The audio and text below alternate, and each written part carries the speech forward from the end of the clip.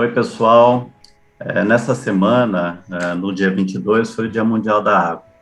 E para comemorar, nós estamos aqui para bater um papo sobre um dos principais reservatórios operados pela EMAI, o Billings, aqui na capital de São Paulo. Para falar um pouquinho dessa história, de como é a operação do Billings e dos usos atuais que o reservatório tem, sempre lembrando, né, o Billings é um reservatório de usos múltiplos.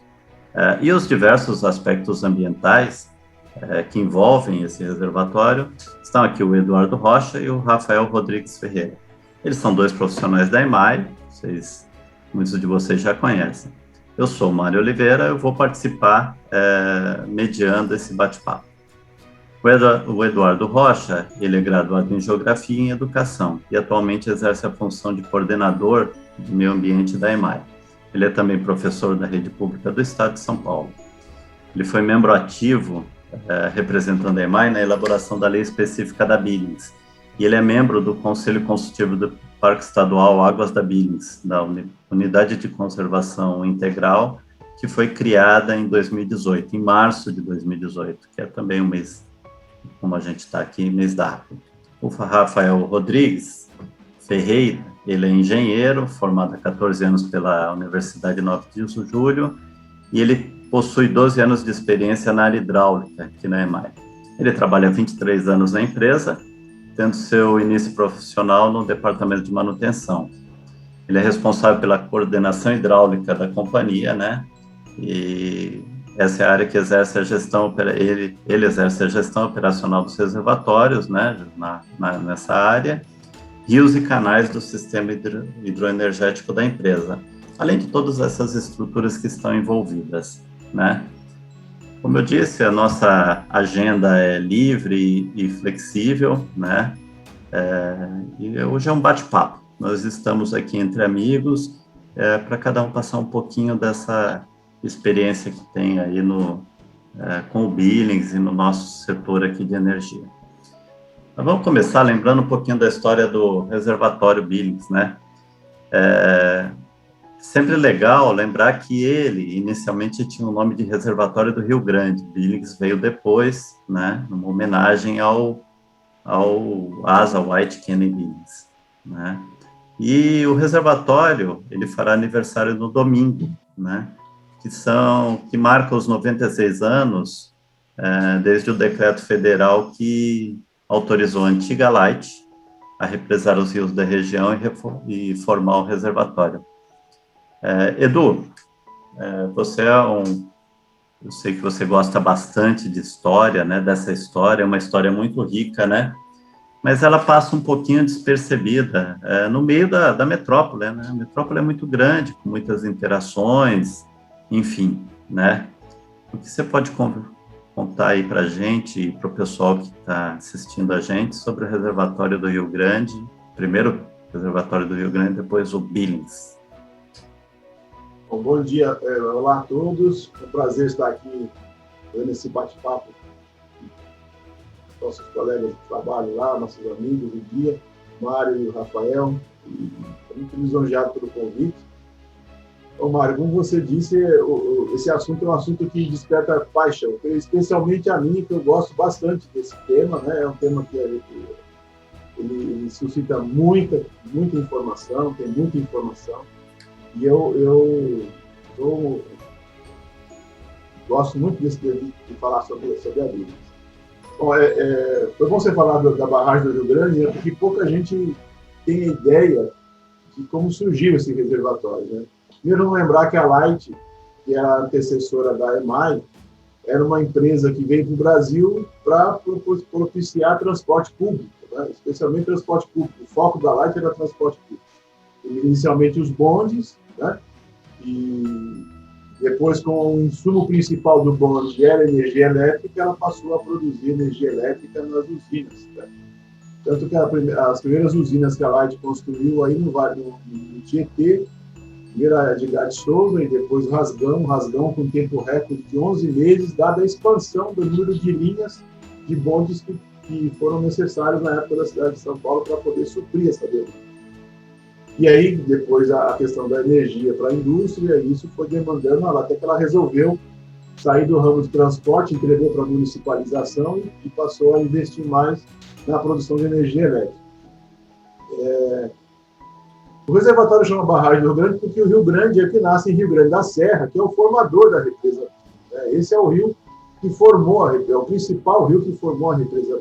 É uma das maiores vazões de contribuição, e o Rio Grande era um afluente do Tietê. Então, isso a gente tem que ter claro toda a mudança, toda a transformação que ocorreu para a gente ter um espaço e ter os reservatórios como eles estão colocados hoje. Então, imagina o que era você pegar um rio que nasce na Serra do Mar, na contraforte da Serra do Mar, e que é afluente do Tietê, e você constrói todo um conjunto de estruturas para poder armazenar essa água e gerar energia elétrica e ter água para abastecimento público e todos os outros usos que a Billings tem hoje. Né? Então, uma mudança muito grande.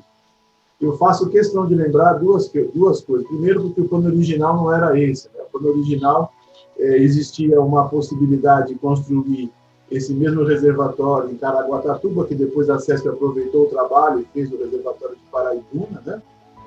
O elétrico em Caraguatatuba e o reservatório em Paraibuna. E depois o Shanley, eu me lembro, acho que é Shanley o nome do engenheiro, que antecedeu o Billings, ele levantou uma série de estudos para fazer isso no Vale do Rio Itapanhaú, para fazer esse sistema no Itapanhaú, lá perto de Mogi das Cruzes, na região de Mogi. E o Billings, quando veio para o Brasil, o Billings ele percebeu que, ao invés de reservar água no sistema do Alto Tietê, ele entendeu melhor pegar essas águas todas e reverter pelo Pinheiros e colocar esse volume todo para descer a Serra do Mar, no município de Cubatão. E isso é fundamental entender, porque isso mudou completamente todo o crescimento dessa região metropolitana, e tanto da Baixada Santista quanto do ABC, por ter disponibilidade de energia e água em abundância. Então, esse foi um passo. Talvez alguns historiadores dizem que se a escolha fosse Itapanhaú ou fosse Caraguatatuba, talvez todo o crescimento da região, de uma nova região metropolitana, seria nesses lugares e não em São Paulo. Então, só para você ter uma ideia. A gente não pode esquecer também, do ponto de vista histórico, e aí eu vou puxar um pouco a sardinha para o lado da geografia, né, Marco? O papel que a Serra do Mar teve e fez com que a cidade de São Paulo crescesse mais do que Santos. Eu falo sempre isso nas minhas palestras, acho que todo mundo está careca de ouvir isso, está até ficando chato demais falar. Se a gente perceber que as capitais brasileiras, as grandes capitais, estão no litoral, né? E a maior parte das capitais estão no litoral. Por que em São Paulo não está? Né?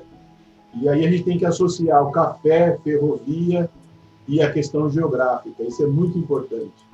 Então, vamos lembrar que São Paulo cresceu tendo como suporte o café.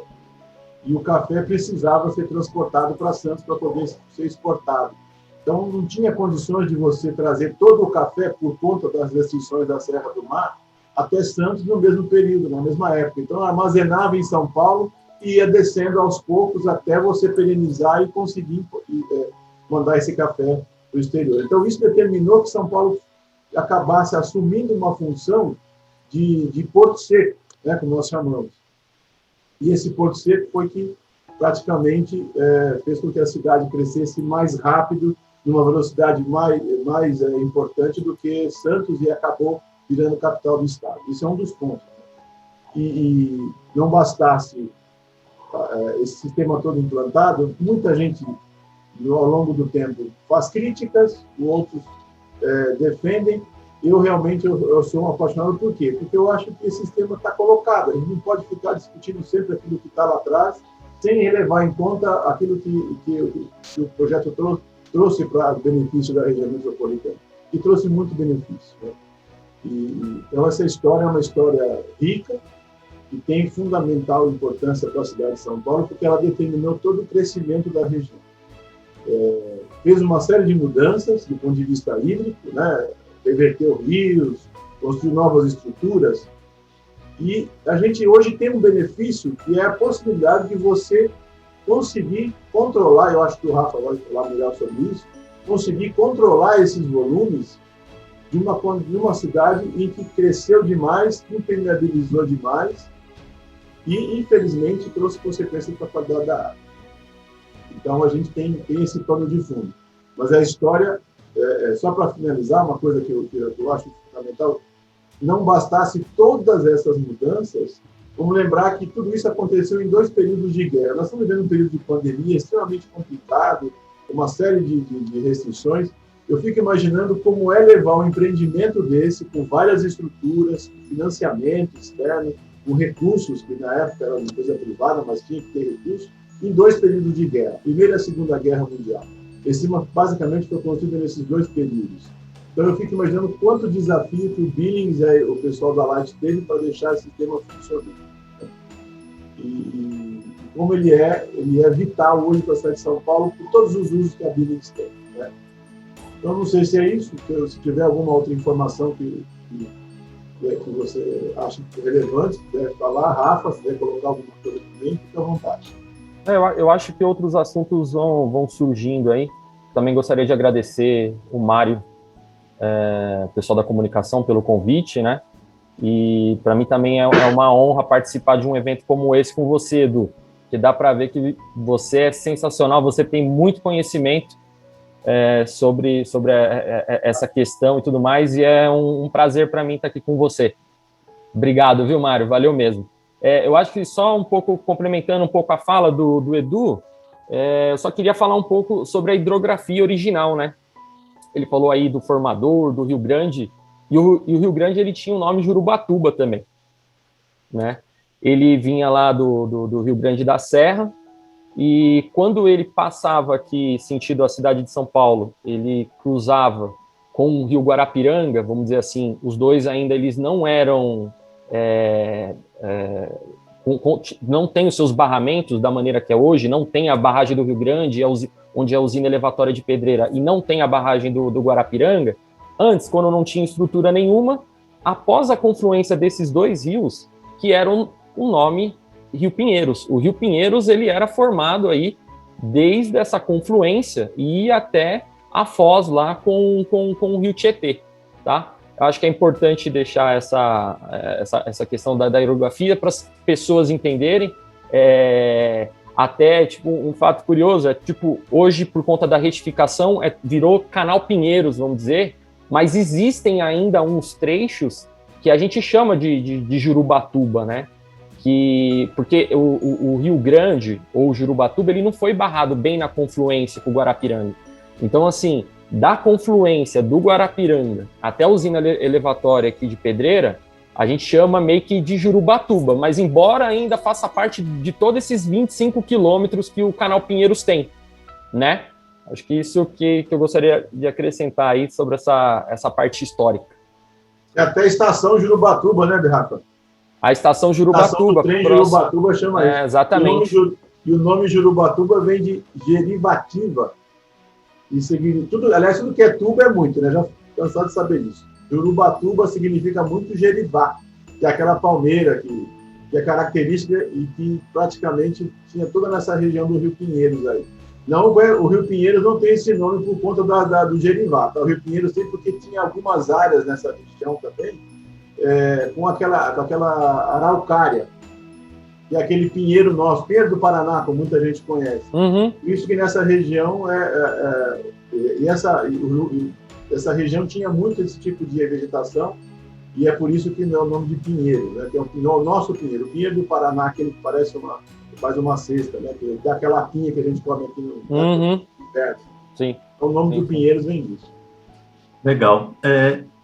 Falando nisso, o Rafa pegou aí um gancho interessante, porque eu já conheci várias pessoas que não sabem que o Billings e mesmo o Guarapiranga, citando esses 2 principais reservatórios aqui na região metropolitana, são artificiais. Quer dizer, tem gente que acha que eles já existiam aí desde desde sempre. Exatamente, foi a natureza que criou, né? Vamos dizer assim. Então, como era a cidade nesse contexto, né? Que modificações que que a criação do Billings trouxe para São Paulo, né? Hoje a gente tem até balsas, porque caminhos foram interrompidos, né? Exatamente, com o enchimento do reservatório, né? Com o enchimento do reservatório, que finalizou em 1937, aproximadamente, existiam estradas, porque tinham sítios, né? Aqui na região aqui, Parelheiros, Cocaia, Varginha e tudo mais, e tinham as estradas de terra. E aí, com a formação do reservatório, essas estradas de terra elas foram alagadas. E a Light, que criou todo esse sistema do reservatório Billings, ela ficou com a responsabilidade de colocar tipo um sistema de balsas para que as pessoas conseguissem ainda chegar nas suas moradias, né? E outra questão também, que acredito que a gente vai comentar um pouco mais aí à frente, foi a retificação do Canal Pinheiros, do Rio Pinheiros, né? Aí depois, após a retificação, aí a gente começou a denominar ele como canal, porque ele também acabou virando, de certa forma, artificial. Ele era cheio de curvas, cheio de meandros, várzeas e tudo mais, e a Light, já pensando no seu sistema de elevação, né, das suas elevatórias, do seu sistema de reversão, através da usina de Traição, hoje chamada Usina São Paulo, e da usina elevatória de Pedreira, para facilitar o fluxo dessa água sentido Billings, foi melhor, com certeza, fazer dessa forma que é hoje retificado. Quem anda pelas marginais aí do Rio Pinheiros vê que, tipo, é uma reta, né? Tem algumas curvinhas, mas nada demais, nada comparado como era antes. Um ponto crucial, Mário, que é a questão das construções, né? É importante deixar isso bem claro, que o Billings não é um reservatório natural, né? É um reservatório feito pelo homem.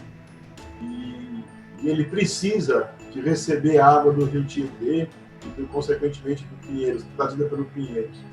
Eu falo isso sempre nas minhas conversas, porque muitas pessoas são críticas do bombeamento, da reversão, e eu digo assim, a nossa luta é a mesma, né? Nós estamos aí num esforço grande para tentar despoluir o Pinheiros e, consequentemente, trazer uma água melhor do Tietê e essa água, mas ela é que mantém o Billings perene.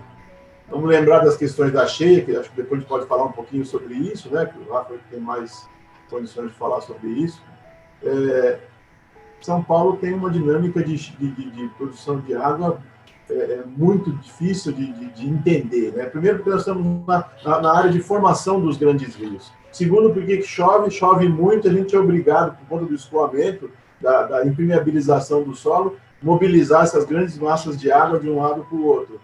Então, se não tivesse a Billings hoje, a gente teria muito mais problemas, muitos maiores problemas, outros problemas de grande monta, né? Agora, o que é preciso bater firme? Na qualidade da água, né? A qualidade da água não nos interessa também reverter uma água ruim. Eu acho que esse momento já faz tempo que os governos e a EMAI já percebeu que esse bombeamento tem que ser feito de forma adequadamente, de forma ambientalmente aceitável, né?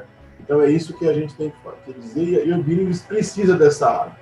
A bacia da Billings produz pouca água comparado com o volume de água que ela armazena. Você viu o Rafa falar que o decreto é de 26, em 35 é que o reservatório conseguiu chegar, talvez numa cota, assim, como a gente conhece. O enchimento dele, né? Enchimento.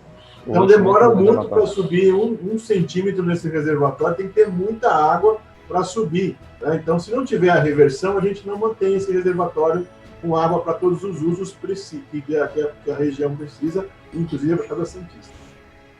Não, e desde a criação do reservatório, são as únicas duas afluências que esse reservatório tem. Desde a criação, não foi acrescentado nenhuma outra, que são a afluência natural, né, que é a contribuição natural que chega através das chuvas e tudo mais, que caem na sua bacia hidrográfica, e a outra é exatamente o bombeamento que você está falando.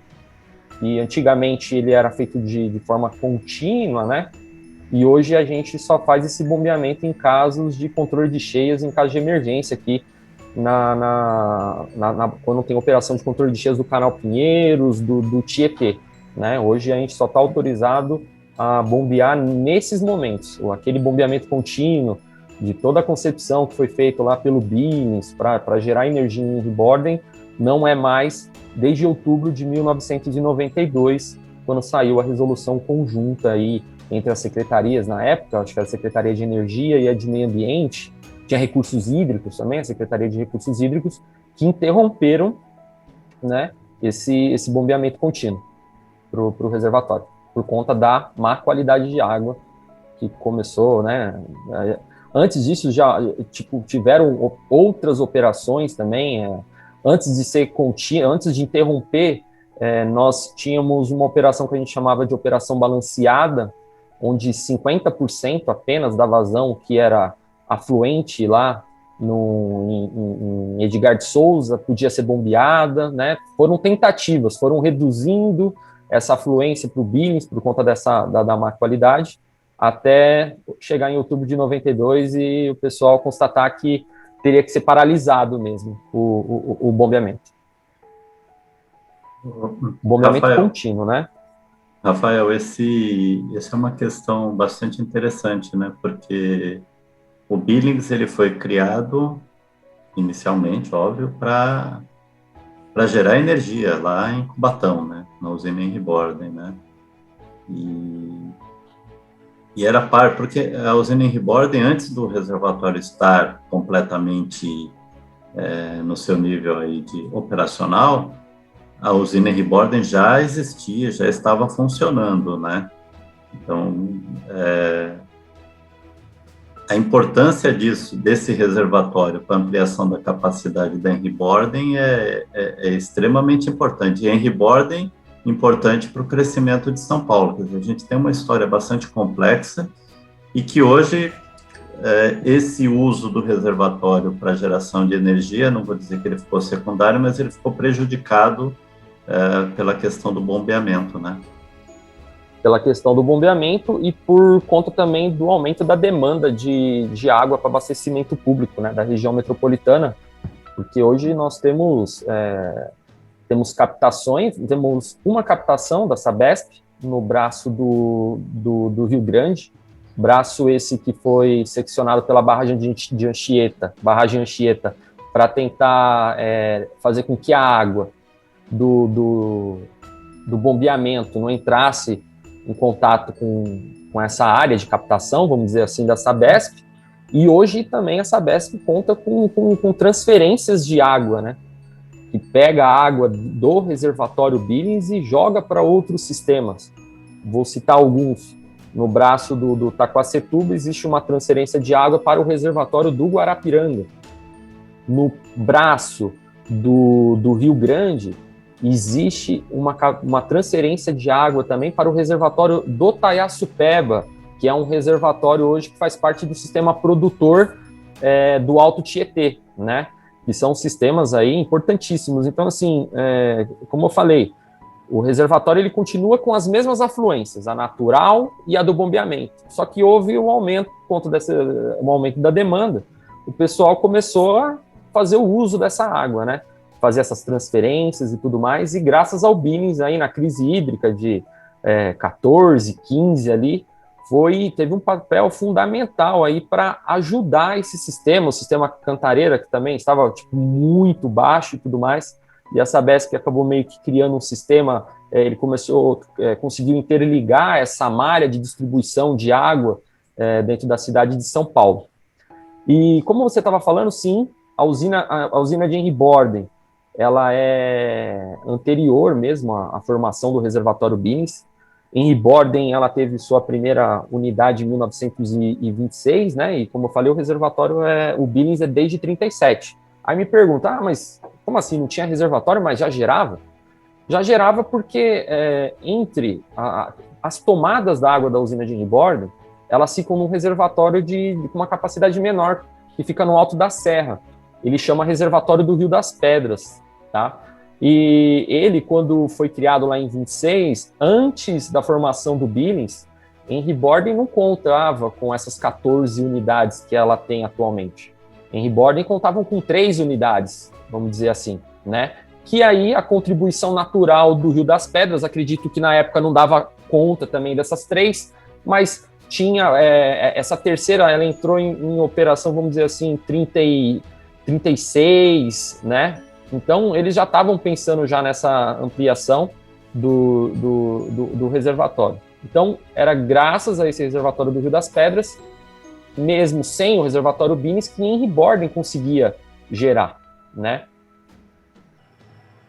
Eu queria fazer uma colocação nesse aspecto que o Rafa levantou, que é fundamental.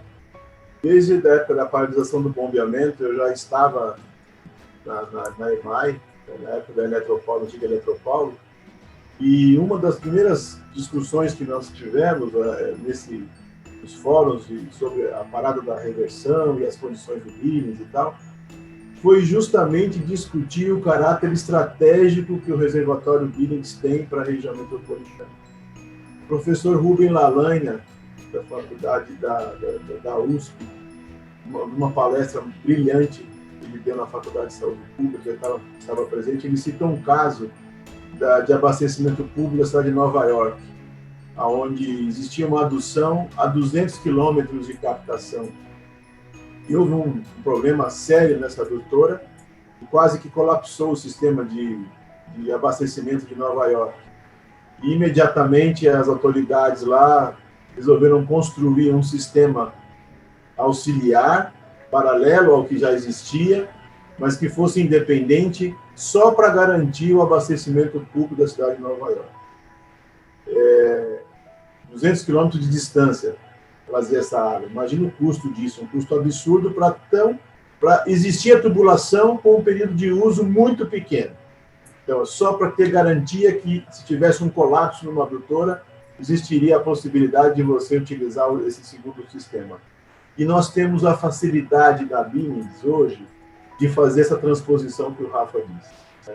Vamos lembrar que na bacia do Alto Tietê nós temos 5 subbacias. Dessas 5 subbacias, Alto Tietê, Cantareira, Pinheiros, Pirapora, Pinheiros, Billings, Tamanduateim e o da Baixada. Né? Então, hoje, com esse sistema que a Light implantou, a Eletropaulo continuou e que a EMAI mantém, a gente consegue mandar água para todos esses sistemas. O governo do estado fez um trabalho brilhante nesse ponto de interligação das outras estruturas, né, que eu acho isso fundamental, e precisa ter claro que já era uma coisa que devia ser feita há muito tempo, né, a interligação, mas precisou chegar no limite daquela crise hídrica para a gente perceber a importância que o reservatório Billings tem. Então a gente pode entender que esse reservatório ele precisa, né, de ter a sua condição de depuração, a sua condição de produção de água, sempre no melhor possível, porque eu posso mobilizar essa água para o Alto Tietê, e do Alto Tietê eu jogo no sistema Cantareira, hoje é possível fazer isso, né? É a reversão pelo sistema Jaguari. Do sistema Cantareira eu posso abastecer a região metropolitana de Campinas, que também tem uma demanda crescente por água, e é uma área que produz pouca água. Vamos lembrar que o sistema Cantareira precisa de água de Minas Gerais, né? Das divisas, das águas produzidas no estado de Minas. A Baixada Santista, que tem um consumo crescente também, por conta das cidades. Vamos lembrar também a região metropolitana. Então, percebe a importância de eu ter um sistema que pode contribuir imediatamente com todos esses outros. Quer dizer, se fala muito em colapso hídrico, se fala muito em problemas, e a gente tem esse sistema disponível hoje graças a esse trabalho. Então, eu acho que essa questão estratégica da Billings é fundamental a gente entender, né? E o que for possível para melhorar e para ter uma qualidade de água, porque eu estou transferindo água, mas também estou transferindo poluente, nós não podemos fazer isso. Nós temos que bater firme na questão do saneamento, né? Temos que pensar isso muito bem, né? Legal essas questões ambientais e todo esse contexto em que o reservatório Billings foi criado e qual o impacto dele em São Paulo. Agora, seria legal a gente falar um pouquinho sobre os desafios atuais de se operar esse sistema, que foi concebido há tanto tempo atrás, num contexto de cidade, de estado diferente, né, de região totalmente diferente, do contexto que nós temos hoje, uma cidade extremamente grande, né, uma metrópole gigantesca. Quais são os desafios de se operar esse sistema? Atualmente, eu estou vendo como um dos principais desafios a questão da segurança, né? Da segurança operacional desse sistema, que está relacionada à operação de controle de cheias, não só do reservatório Billings, mas também do canal Pinheiros. Com o crescimento da cidade, o solo está ficando impermeável e aí grandes vazões estão chegando nesses corpos d'água. E esse sistema, ele é de 1940, né? Que foi da década de 40, que foi feito, por exemplo, a usina elevatória de Pedreira. O desafio nosso é fazer com que aumente talvez a capacidade de recalque, né? É fazer essas adaptações no sistema para a bacia hidrográfica, para a configuração da bacia hidrográfica que nós temos hoje, né? Implantando de forma até que permanente um sistema de desassoreamento, porque isso é uma das coisas que eu fico muito preocupado, né, por conta dessa urbanização, por conta da gestão do uso e ocupação do solo do entorno do reservatório, não só do reservatório, né, em torno dos canais, em torno dos rios, e tem esse processo erosivo aí próximo das margens e acaba levando esse assoreamento para dentro dos corpos d'água. E se não houver uma gestão para que você retire essa areia, né, todo esse material, vamos dizer assim, do fundo dos reservatórios e dos rios, eles acabam perdendo a sua capacidade de amortecer essa cheia. E sem contar que a capacidade de armazenamento também, né, desse bem tão precioso que é a água, que no caso do Billings, por ele ser de uso múltiplo, que já até citamos aqui, captação, né, para abastecimento público, geração de energia, né, a parte do lazer também, e não só a parte de geração de energia também, acho que é uma coisa interessante a gente falar do Billings, não só a parte de geração de energia para a usina Henry Borden. O reservatório Billings ele tem uma outra questão para geração de energia, porque nós aqui, próximo da usina elevatória de Pedreira, nós temos a usina termoelétrica de Piratininga, que utiliza a água do Billings para resfriar os seus equipamentos, né? A usina termoelétrica que, para resfriar os seus equipamentos, utiliza a água daqui também, tá? Essa é um outro uso do Billings. Então, assim, acredito que esses sejam os principais desafios, né? A gestão sobre o uso e ocupação, né? Outra questão também é a disponibilidade hídrica, porque, como o Edu falou, nós estamos numa região de cabeceira. Da onde que nós vamos começar a pegar água agora para manter esse reservatório, né? Porque nós comentamos que ele é artificial e ele depende dessa outra afluência. Só pela contribuição natural dele, ele não dá conta de assumir todas essas responsabilidades desses usos, né? E a gestão sobre implantar um sistema de desassoreamento para esse tipo de coisa. Essa preocupação, tá? Eu vejo isso como um desafio. Legal. Eu acho que do ponto de vista ambiental, eu tenho algumas questões para colocar. Primeiro, a importância que o reservatório tem para a região metropolitana, é fundamental. O segundo é a percepção das mudanças climáticas que vem ocorrendo no planeta inteiro e que isso tem repercussão especialmente nas áreas mais urbanizadas. São Paulo não vai escapar, não está escapando disso, né? Tá claro que nós dependemos toda a evapotranspiração amazônica, dessa água que vem junto com as frentes frias e esse resfriamento os tais rios aéreos, como são chamados, né, que trazem essa umidade amazônica para a região do centro-sul. E a gente tem percebido uma mudança muito grande nesse sistema climático dessa região como um todo.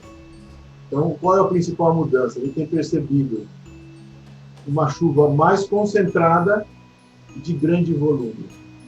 Então, aquilo que acontecia de ter espaçadamente aquela chuva, que é essa que vai encher o reservatório, não adianta eu ter cair um balde de água em cima de um lugar e eu não ter condição de reservar essa água ou ter condição de operar, como o Rafa disse, para transportar essa água para aquele lugar que eu quero. Então, essa mudança, esse sistema, ele está preparado para fazer essa adaptação caso ela ocorra. Isso é fundamental a gente entender. A segunda questão é que a gente precisa trabalhar no saneamento.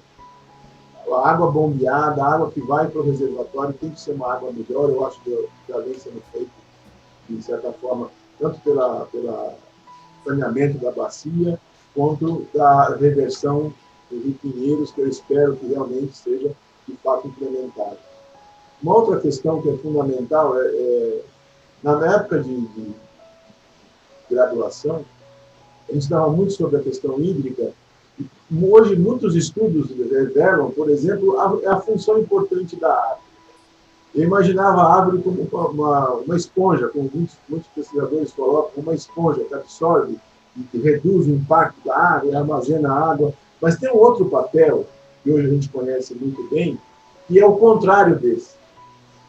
Um lugar que não tem árvore, ele não consegue bombear a água do subsolo para a superfície e, consequentemente, para a atmosfera, e, consequentemente, o vapor não forma nuvem, não tem chuva. Então, vamos imaginar que eu transforme a floresta amazônica numa savana de produção de soja, de produção de milho, de produção do que o agronegócio precisa. Eu não tenho condição de retirar a água que está lá nas camadas mais profundas do solo e que ela possa ser exportada para a atmosfera e isso transformar em nuvem em chuva. Então, nós estamos desmatando a floresta e nós estamos perdendo a capacidade da bomba hidráulica, que é uma árvore de grande porte. Olha que coisa maluca. Uma outra questão é que, assim, no planeta também nós estamos tendo um problema nos solos congelados, que concentram grande parte dessa água e mantém poluente, doença, tudo guardado lá para não ficar disponível para o sistema inteiro. Nós temos o risco de um descongelamento. Eu vi uma reportagem recentemente sobre o permafrost, que é um solo congelado na Sibéria, e eles estão pensando em tentar trazer de volta mamute, olha só, fazer uma nova melhoria genética com elefante, tentar trazer mamute para, de novo, tentar colocar ali para fixar o solo e o gelo naquela região e, consequentemente, concentrar a água em forma gelada. A água congelada, tem muito problema, fala sempre água e vapor, água líquida, mas essa água congelada é fundamental de para o planeta. Isso tem repercussão aqui.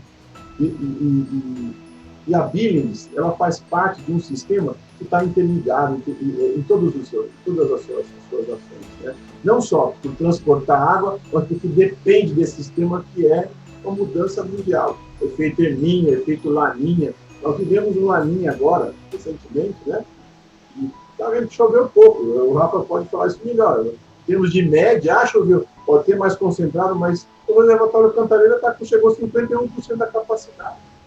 Então, o que significa isso? Que eu vou atravessar agora mais 3, 4 meses de uma época perigosa de pandemia, onde a água é fundamental para todo mundo, para a lavagem, para a limpeza, e a gente está correndo no fio da navalha. Então, nós precisamos retomar a condição melhor de aproveitamento desses recursos, aproveitar que é aniversário da Billings. Eu sei que a gente fala demais aqui, nós estamos conversando entre amigos, eu tenho medo das pessoas não entenderem como é que o sistema funciona. Pelo amor de Deus, quem estiver nos vendo, depois ver o mapinha, ver como é que funciona, ver onde estão esses reservatórios, né? Nós não temos aqui, eu acho que o Mário depois vai colocar um pouco desse sistema, vai explicar um pouco através de figuras, mas como que a gente consegue linkar? Não é a condição de São Paulo, da região metropolitana, mas é a condição do país e, quiçá, a condição do mundo que vai ter interferência nesse reservatório.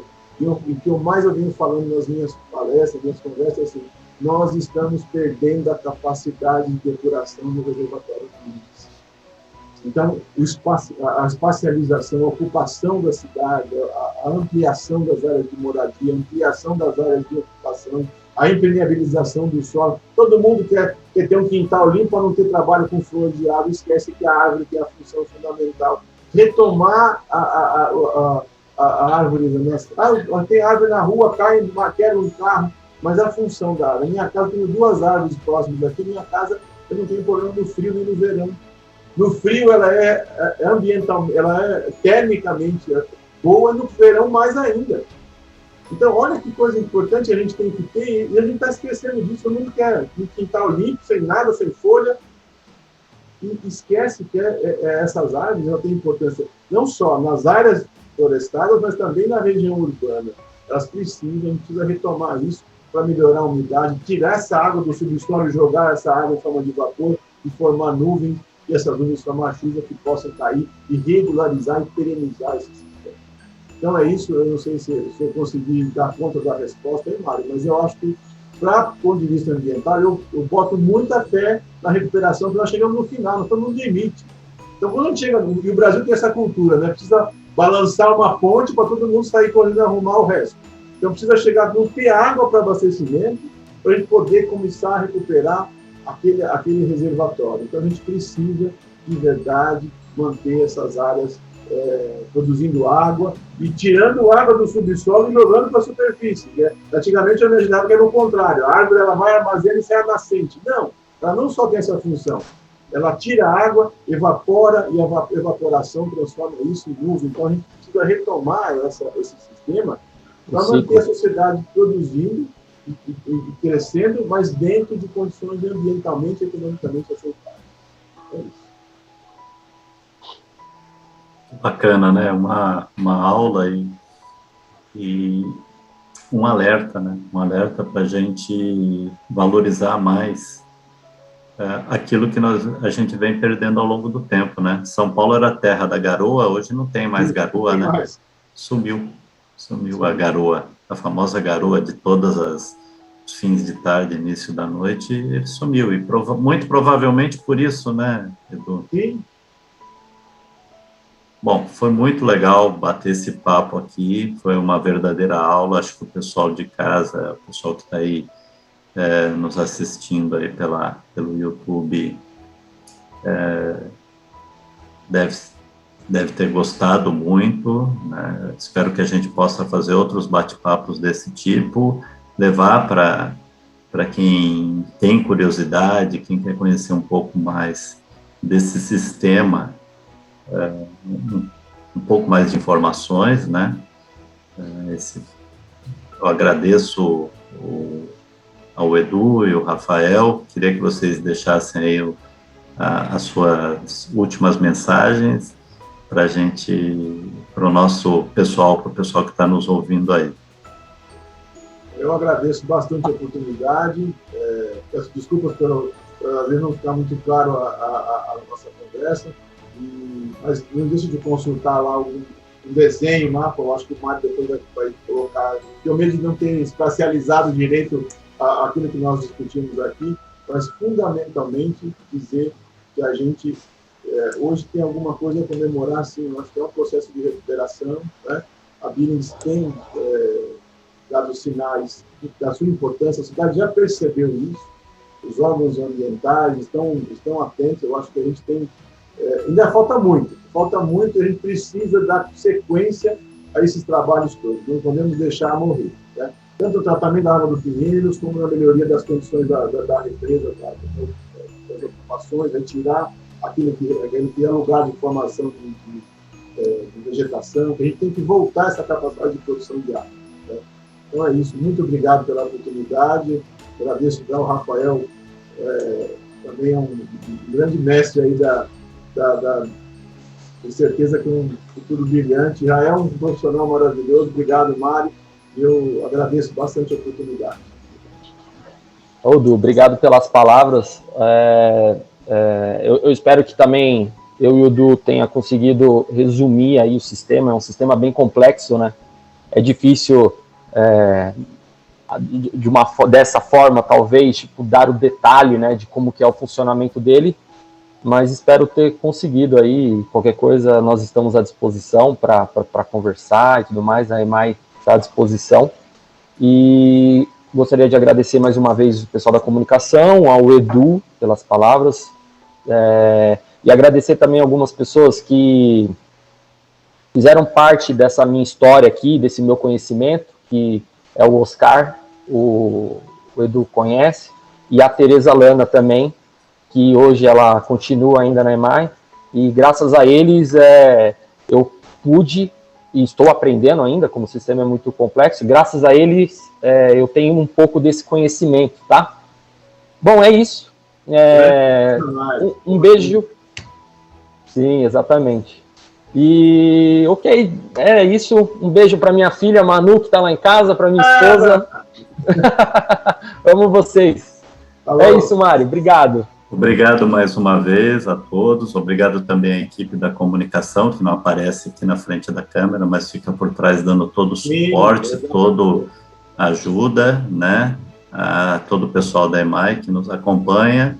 Peço que quem gostou que curta aí embaixo, né? Curta a nossa página, curta nossos vídeos. A gente está procurando trazer conteúdos legais que contam um pouco da história e do funcionamento de todo o sistema hidráulico operado hidroenergético operado pela EMAI. Obrigado mais uma vez. Um ótimo final de semana para todos aí. Obrigado. Um abraço. Um abraço.